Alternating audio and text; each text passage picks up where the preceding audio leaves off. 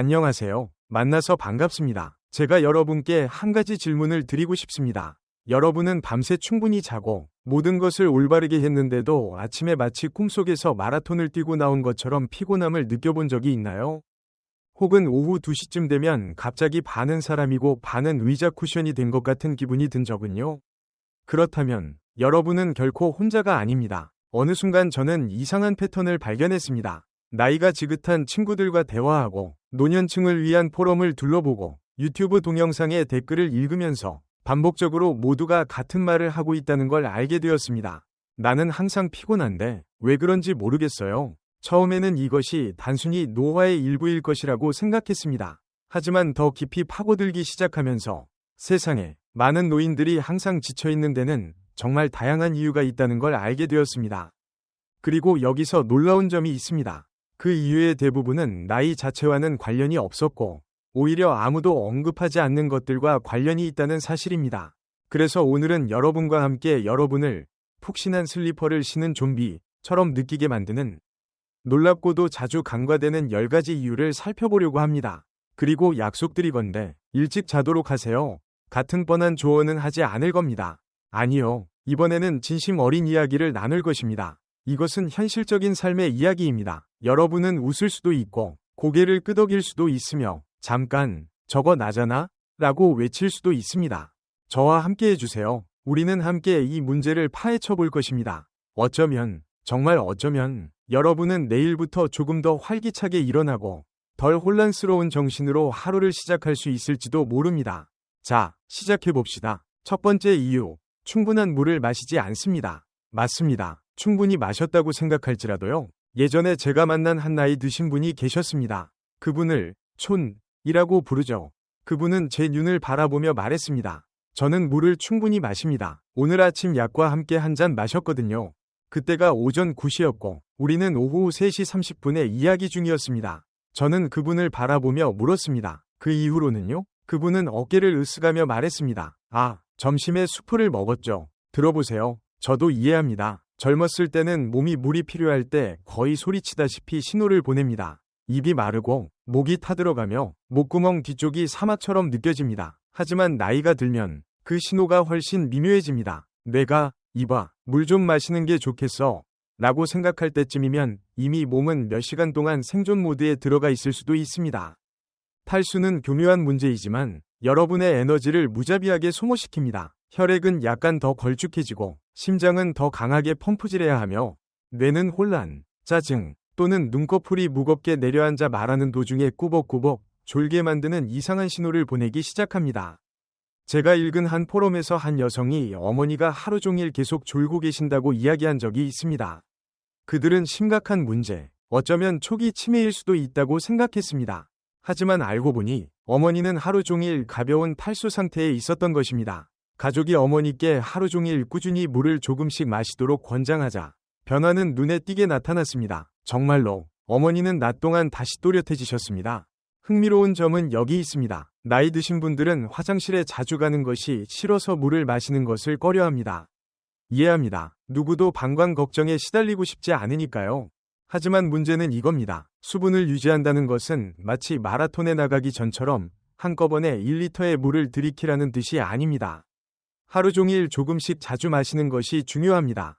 항상 곁에 물 한 잔을 두고 그것을 당신의 동반자로 여기세요. 필요하다면 레몬 조각이나 민트잎 혹은 약간의 과일 주스를 추가해서 물맛을 더 좋게 만들어도 됩니다. 그것을 당신의 스파 토닉 워터라고 불러도 좋습니다. 무엇이든 당신이 즐길 수 있는 방식으로요. 단지 꾸준히 마시면 됩니다. 여러분의 몸은 감사할 것이고 아마 오후 2시에 안락의자에서 꾸벅꾸벅 졸지 않게 될 것입니다. 두 번째 이유, 너무 오래 앉아 있으면서 그것을 휴식이라고 부릅니다. 이것은 많은 사람들을 속이는 역설입니다. 하루 종일 별로 한 일이 없는데도 완전히 지친 느낌이 드는 겁니다. 여러분은 좋아하는 의자에 앉아 TV 채널을 이리저리 넘기거나 휴대폰 화면을 스크롤하거나 창밖의 새들을 바라볼 수 있습니다. 듣기에는 꽤나 여유로워 보이죠? 하지만 저녁 시간이 되면 마치 마라톤을 완주한 듯 피곤함을 느낍니다. 그런데 그 기분은 흥분된 성취감이 아니라 누군가 여러분을 골프카트 뒤로 질질 끌고 다닌 것 같은 탈진입니다. 이와 관련된 이야기를 은퇴한 한 교사가 댓글로 남겼습니다. 저는 하루 대부분을 앉아서 보내는데도 오후 5시가 되면 완전히 기진맥진해져요. 그게 대체 무슨 뜻이죠? 사실 이것은 완전히 논리적입니다. 왜냐하면 가만히 있음은 휴식과는 다르기 때문입니다. 휴식은 몸이 회복하는 시간이지만 오랜 시간 동안의 무활동은 오히려 몸에 부담을 줍니다. 오랫동안 움직이지 않으면 혈액순환이 느려지고 근육은 뻣뻣하고 약해지며 관절은 하룻밤 사이에 녹슬어버린 것처럼 느껴집니다. 여러분의 몸은 기본적으로 이렇게 생각합니다. 아, 이제 멈추는 건가? 좋아, 에너지 절약 모드로 전환할게. 그리고 바로 그게 피로감의 정체입니다. 몸은 움직이지 않는 상태에 맞춰 에너지 수준을 낮추며 적응합니다. 여러분이 덜 움직일수록 몸은 더 적게 움직이고 싶어 합니다. 그것은 따뜻하고 포근한 담요에 쌓인 악순환입니다. 하지만 걱정하지 마세요. 이것이 여러분이 갑자기 헬스광이 되거나 70세에 크로스핏을 시작해야 한다는 뜻은 아닙니다. 그것은 단지 여러분의 몸이 부드러운 움직임을 갈망한다는 뜻입니다. 한 신사가 자신의 비결을 공유했습니다. 그는 매 시간마다 일어나서 TV 광고 시간 운동을 합니다. 몇 가지 스트레칭 동작, 제자리 걸음, 심지어 기분이 좋으면 점프도 합니다. 그는 이것이 커피보다 더 많은 에너지를 준다고 말했습니다. 핵심은 몸에 아직도 사용되고 있다는 사실을 상기시키는 것입니다. 우편함까지 짧은 산책, 양치질할 때 간단한 스트레칭, 또는 전화통화 중에 서 있는 것. 이 작은 움직임들이 혈액순환을 도와주고 뇌에 신호를 보냅니다. 이봐, 우리는 아직 활동 중이야. 그러니 다음번에 의자에 축 처져 앉아. 왜 이렇게 피곤하지? 오늘 아무것도 안 했는데 라고 생각한다면 그 이유를 이제 알고 계신 겁니다. 셋째, 당신은 조용한 스트레스를 안고 있습니다. 그리고 그것은 당신이 생각하는 것보다 더 무겁습니다. 이것은 많은 사람들이 느낄 수 있는 것으로, 특히 은퇴 후, 사랑하는 사람을 잃은 후, 또는 그저 삶이 더 조용해질 때 자주 발생합니다. 조용한 스트레스는 항상 심장이 빠르게 뛰거나 공황 발작을 동반하는 것은 아닙니다. 그것은 시끄럽거나 명확하지 않습니다. 그것은 그저 가슴속 무거운 짐처럼 또는 배경에서 계속 웅웅거리는 소리처럼 자리 잡고 있습니다. 그리고 가장 나쁜 점은 당신이 그것이 스트레스라는 사실을 인식하지 못할 수 있다는 것입니다. 저는 노인건강관리 그룹의 한 여성 이야기가 기억납니다. 그녀는 말했습니다. 저는 은퇴했습니다. 제 아이들은 모두 성인이 되었습니다. 걱정할 것이 없습니다. 그런데 왜 항상 지치고 스트레스를 느끼는 걸까요? 그러다 그녀는 멈추고 이렇게 인정했습니다. 제 건강에 대해 항상 걱정하고, 혼자 사는 것에 대해, 돈이 바닥날까봐, 제 기억력이 떨어지는 것에 대해 걱정하고 있는 것 같아요. 그게 바로 문제입니다. 조용한 스트레스는 마치 당신이 보이지 않는 벽돌로 가득 찬 배낭을 메고 있는 것과 같습니다. 당신은 그것을 볼 수는 없지만 걸음걸이마다 그것을 느낍니다. 그리고 당신의 몸은 그 스트레스가 시끄럽든 조용하든 상관하지 않습니다. 몸은 같은 방식으로 반응합니다. 코르티솔을 분비하고 수면을 방해하며 근육을 긴장시키고 기분을 저하시켜 에너지를 빨아들이고 마치 누군가 당신의 영혼에 불을 켜둔 것처럼 만듭니다. 하지만 여기 희망적인 부분이 있습니다. 당신은 그 보이지 않는 배낭을 가볍게 할 수 있습니다. 때로는 그것이 존재한다는 사실을 인정하는 것만으로도 도움이 됩니다. 누군가와 이야기하거나 일기를 쓰거나 명상을 할 수도 있고 또는 한 현명한 여성이 온라인에서 공유한 방법을 시도할 수도 있습니다. 저는 밤마다 제가 가지고 있는 모든 걱정을 적고 종이를 접어 이건 내일의 문제야 라고 말한 후 신발 상자에 넣습니다. 그녀는 그것을 자신의 걱정 보관함이라고 불렀습니다. 그리고 그녀의 말에 따르면 이제 그녀는 어린아이처럼 숙면을 취하고 있습니다. 스트레스는 항상 완전히 제거할 수 있는 것이 아니지만 그 힘을 줄일 수는 있습니다. 그리고 그렇게 할 때 당신은 자신이 얼마나 더 가벼워지고 에너지가 넘치는지에 깜짝 놀랄 것입니다. 넷째, 당신은 에너지를 고갈시키는 비밀스러운 음식을 먹고 있습니다. 솔직히 말해서 우리가 편안함을 준다고 생각하는 일부 음식은 실제로 우리에게 해를 끼치고 있습니다. 어떤 종류인지 이미 알고 있을 겁니다. 자기 전 큰 그릇의 시리얼, 잼을 바른 토스트, 또는 아침에 커피와 함께 먹는 머핀. 겉보기에는 무해해 보이죠? 익숙한 느낌이 듭니다. 하지만 문제는 여기에 있습니다. 부드럽고 먹기 쉬운 이 음식들 중 많은 것들이 단순 탄수화물과 설탕으로 가득 차 있어 당신의 에너지를 급격히 치솟게 했다가 다시 빠르게 추락시킵니다. 마치 생일 파티 후의 어린아이처럼 말이죠. 어떤 남성은 매일 아침 흰빵 2조각에 잼을 바르고 바나나 하나를 먹었다고 합니다. 그리고 1시간 후 그는 여전히 켜진 TV 앞에서 안락의자에 앉아 졸고 있었습니다. 처음에는 그것이 단순히 나이 탓이라고 생각했지만 그의 의사는 그 아침 식사가 실제로 설탕폭탄이라는 사실을 지적했습니다. 그의 혈당이 급상승했다가 곤두박질 쳤고 그의 몸도 함께 무너졌습니다. 그리고 저지방 간식에 대해 말하자면 90년대에는 지방이 적이라고 하면 좋은 음식으로 여겨졌습니다. 그리고 많은 사람들은 여전히 그 거짓말에서 완전히 회복하지 못했습니다. 하지만 이제 우리는 아보카도, 올리브 오일, 견과류와 같은 건강한 지방이 실제로 에너지를 안정시키는 데 도움이 된다는 것을 알고 있습니다. 반면 저지방 쿠키나 쌀과자는 30분 후에 다시 공복감과 허전함을 느끼게 할 뿐입니다. 슬픈 사실은 많은 사람들이 이러한 음식들을 올바른 선택이라고 생각하며 섭취한다는 것입니다. 소화가 잘 되고 준비하기 쉬우며 안전해 보이기 때문입니다. 하지만 안전함이 항상 활력을 의미하는 것은 아닙니다. 실제로 노년층의 식단에서 가장 흔한 몇몇 식사는 단백질, 식이섬유, 건강한 지방이 부족한 경우가 많습니다. 이것들은 당신의 몸이 하루 종일 안정적으로 유지되기 위해 필요한 요소들입니다. 저는 기억에 남는 한 댓글을 읽은 적이 있습니다. 어떤 여성은 이렇게 말했습니다. 저는 점심에 삶은 달걀 하나와 몇 개의 아몬드를 추가하기 전까지 매일 오후에 지쳤습니다. 그 변화가 너무 사소해서 큰 차이를 만들지 않을 거라 생각했지만 맹세코 제 기분은 10년은 젊어진 것 같아요. 음식은 연료입니다. 하지만 잘못된 연료는 당신을 지치게 만듭니다. 마치 당신의 연료 탱크에 탄산음료를 붓는 것과 같습니다. 처음에는 거품이 일겠지만 곧 모든 것이 멈추게 될 것입니다.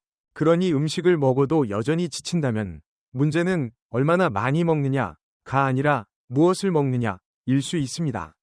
목요일, 당신은 깊은 잠을 자지 못하고 그냥 선잠을 잤습니다. 이것은 매우 안타까운 일입니다. 왜냐하면 많은 노인들이 자신이 잘 잤다고 맹세하기 때문입니다. 당신은 잠자리에 들어서 8시간 동안 누워 있었지만 마치 트럭에 치인 것처럼 느껴집니다. 익숙한 이야기인가요? 그 이유는 수면과 깊은 수면 사이에 큰 차이가 있기 때문입니다. 당신은 몇 시간 동안 누워 있을 수 있지만 자꾸 뒤척이거나 화장실에 가거나 얕은 꿈결에서 어렴풋이 깨어 있다면 몸이 절실히 필요한 회복 단계에 도달하지 못하는 것입니다. 한 수면 관련 포럼에서 한 나이 든 남성이 이렇게 썼습니다. 저는 TV를 켠 채로 잠을 잡니다. 정적을 견딜 수 없기 때문입니다. 하지만 TV의 빛은 기본적으로 그의 뇌에게 이렇게 말하고 있는 것입니다. 이봐, 깨어 있어. 지금 방송이 진행되고 있어. 그가 피곤한 상태로 깨어나는 것은 놀랍지 않습니다. 그의 뇌는 밤새 일하고 있다고 생각하고 있으니까요. 그러나 방이 어둡고 조용하더라도 불안, 만성 통증, 심지어는 혈당 조절의 문제 같은 요소들도 몸이 깊은 수면 단계에 들어가는 것을 방해할 수 있습니다. 바로 그 단계에서 세포가 회복되고 뇌가 해독되며 에너지가 재충전되는 것입니다. 저는 매일 밤 5번씩 깨어나던 한 여성을 알고 있습니다. 그녀는 그것이 나이 때문이라고 생각했습니다. 그러다 누군가 그녀에게 화이트 노이즈 생성기와 마그네슘 보충제를 사용해보라고 했습니다. 너무 간단해서 효과가 있을 것 같지 않았지만 그녀는 시도해보았습니다. 그리고 몇 년 만에 처음으로 그녀는 꿈을 꾸었다고 말했습니다. 꿈을 꾼다고요? 그녀는 그 감각을 완전히 잊고 있었습니다. 수면은 단순히 침대에 누워있는 시간이 아닙니다. 그 시간의 질이 중요합니다. 깊은 수면은 몸이 리셋 버튼을 누르는 것과 같습니다. 깊은 수면이 없다면 당신은 마치 휴대폰 배터리가 밤새 충전했는데도 15%에 멈춰있는 것 같은 느낌으로 깨어납니다. 만약 당신이 자고 일어났을 때 잠들기 전보다 더 피곤함을 느낀다면 문제는 당신이 아닐 수도 있습니다. 문제는 아마도 당신의 수면 깊이에 있을 것입니다. 6. 당신은 충분한 시간을 야외에서 보내지 않습니다. 사실 이것은 매우 중요한 요소입니다. 거의 범죄 수준으로 과소평가된 요소이기도 합니다. 하지만 이것은 사람들이 매일 더 좋거나 나쁘게 느끼는 이유로 가장 많이 언급되고 가장 많이 지지받으며 가장 열정적으로 옹호되는 이유 중 하나입니다. 햇빛, 신선한 공기, 얼굴을 스치는 산들바람, 이것이야말로 사람들이 종종 언급하기를 잊어버리는 마법의 치료제입니다. 우리의 몸은 생체 리듬에 따라 작동합니다. 이는 우리가 태양빛과 동기화된 내부 생체 시계를 가지고 있다는 멋진 표현입니다. 하지만 하루 종일 실내에서 약한 조명이나 인공 조명 아래에서 지내면 뇌는 혼란스러워집니다. 언제 멜라토닌을 분비해야 하는지, 언제 에너지를 활성화해야 하는지 알지 못하게 되어 모든 것이 불균형해집니다. 한 남성이 이렇게 말했습니다. 저는 매일 아침 15분 동안 베란다에서 커피를 마시며 앉아있기 시작했습니다. 특별한 것은 없었습니다. 그저 신선한 공기와 햇빛뿐이었죠. 일주일 만에 저는 더 쉽게 깨어나고 더 생동감을 느끼기 시작했습니다. 그리고 비타민 D도 잊지 마세요. 대부분의 사람들은 심각하게 부족한 상태이며 특히 나이가 들수록 그렇습니다. 비타민 D는 에너지, 기분, 면역력, 심지어 수면에도 큰 역할을 합니다. 실내에만 있으면 마치 힘없이 축 처진 화분처럼 느껴지는 것도 놀랍지 않습니다. 또한 야외에 있을 때 느끼는 정신적인 무언가가 있습니다. 숨을 더 깊이 들이마시게 되고 생각이 더 명확해집니다. 주변 세계에 다시 주의를 기울이게 됩니다. 단순히 햇빛 아래 앉아 장난치는 다람쥐를 바라보는 것만으로도 무언가가 바뀔 수 있습니다. 그것은 몸과 마음에게 삶이 계속되고 있으며 당신도 여전히 그 일부라는 사실을 상기시켜 줍니다. 물론 모두가 오랜 산책을 하거나 몇 시간 동안 정원을 가꿀 수 있는 것은 아니지만 야외에서 보내는 짧은 시간을 일상에 포함시킬 수 있다면 단 10에서 15분이라도 자연의 에너지원과 몸을 다시 연결하는 것과 같습니다. 와이파이는 필요하지 않습니다. 7. 당신은 중요한 영양소가 부족하다는 사실을 전혀 모르고 있습니다. 이것은 미묘한 문제입니다. 아무도 걸어다니며 어휴, 오늘은 마그네슘이 부족한 것 같아 라고 생각하지 않으니까요. 하지만 사실은 나이가 들수록 우리 몸은 영양소를 흡수하는 능력이 떨어집니다. 40세에 먹었던 건강한 식사가 70세에는 동일한 효과를 내지 못할 수 있다는 뜻입니다. 심지어 식단이 변하지 않았더라도 몸의 흡수 능력이 변했을 수 있으며 이는 당신의 에너지 수준에 예상치 못한 방식으로 영향을 미칠 수 있습니다. 저는 한 남성이 남긴 댓글을 기억합니다. 그는 마치 매일 진흙속을 걷는 기분이라고 말했습니다. 당연히 그는 이를 나이 탓으로 돌렸죠. 하지만 그의 딸이 그를 데리고 혈액 검사를 받으러 갔고 결과는 B12, 비타민 D, 철분이 부족하다는 것이었습니다. 이후 그는 몇 가지 보충제를 복용하고 식단을 조정했으며 마치 누군가 그의 몸속에 다시 불을 켜준 것 같다고 말했습니다. 이것이 바로 영양소의 효과입니다. 비타민 B12는 신경기능 유지와 적혈구 생성을 돕습니다. 정신을 맑게 유지하고 몸을 지탱하는 데 매우 중요합니다. 비타민 D는 기분에서 근육 강도까지 모든 것에 영향을 미칩니다. 마그네슘은 근육 이완을 돕습니다. 철분은 산소를 세포로 운반합니다. 이러한 영양소가 충분하지 않으면 당신은 거의 연료 부족 상태로 몸을 운전하는 것과 같습니다. 그리고 왜 엔진이 계속 문제가 생기는지 위아해야죠. 문제는 이 모든 영양소가 부족할 수 있다는 사실을 전혀 인지하지 못할 수 있다는 것입니다. 증상은 매우 모호합니다. 피로, 정신이 흐릿함, 무기력. 이로 인해 대부분의 사람들은 이를 단순히 노화의 징후라고 생각합니다. 하지만 종종 이는 몸이 속삭이는 것입니다. 이봐, 내 연료가 떨어졌어. 물론 제가 모든 사람이 한 움큼의 보충제를 먹어야 한다고 말하는 것은 아닙니다. 하지만 만약 항상 지치고 건강 지표를 오랫동안 확인하지 않았다면 이제는 의사에게 문의할 때일 수 있습니다. 간단한 혈액 검사 하나가 답을 제공하고 큰 안도감을 줄 수 있는데 조용히 고통을 견딜 필요는 없습니다. 8. 당신은 자신의 불꽃을 잃어버렸고 그것이 당신이 생각하는 것보다 더 많은 에너지를 소모하게 만듭니다. 이것은 다릅니다. 우리는 이제 당신의 신체에 대해 이야기하는 것이 아니라 당신의 정신에 대해 이야기하고 있습니다. 많은 사람들은 일정한 나이에 이르러 이상한 중간 지점에 갇힌 자신을 발견합니다. 자녀들은 성장했고 경력은 마무리되었으며 갑자기 아침에 침대에서 일어날 분명한 이유가 사라집니다. 그들은 관성에 따라 살아갑니다. 먹고, 청소하고, 어쩌면 무언가 프로그램을 시청하기도 하지만 내면은 공허함을 느낍니다. 저는 한 호라비의 댓글을 읽은 적이 있습니다. 슬프다고 느끼지 않아요. 그게 정확해요. 그냥 많은 것을 느끼지 않을 뿐이에요. 그 조용한 공허함은 12시간의 근무보다 더 지치게 만듭니다. 왜냐하면 진실은 에너지가 단순히 신체적인 것만이 아니라 감정적인 것이기도 하기 때문입니다. 당신이 기대할 무언가가 있을 때 그것이 아무리 작더라도 취미, 애완동물, 당신이 쓰고 있는 책, 혹은 친구들과의 주간 점심 모임 같은 것이라도 그것은 당신에게 에너지를 가져다 줍니다. 그것은 당신 내면의 무언가를 밝힙니다. 그 불꽃이 없다면 당신의 뇌와 몸은 에너지 절약 모드로 작동합니다. 당신은 여전히 존재하고 있지만 진정으로 살아있다고는 할 수 없습니다. 그리고 이 피로는 극복하기가 더 어렵습니다. 왜냐하면 이것은 수면 부족에서 오는 것이 아니라 의미 부족에서 비롯되기 때문입니다. 하지만 여기 긍정적인 부분이 있습니다. 그 불꽃 영원히 사라지지 않습니다. 그것은 단지 다시 타오를 필요가 있을 뿐입니다. 때로는 한때 사랑했던 음악을 다시 발견하는 것이 될 수 있습니다. 때로는 자원봉사를 하거나 새로운 것을 배우거나 단순히 발코니에 토마토를 심어 손주를 돌보듯이 돌보는 것일 수도 있습니다. 어떤 여성이 말했습니다. 1980년대 이후 처음으로 다시 그림을 그리기 시작했어요. 손은 예전보다 느리고 시력은 예전만큼 예리하지 않지만 다시 저 자신으로 돌아온 기분이에요. 바로 그것이 당신의 불꽃입니다.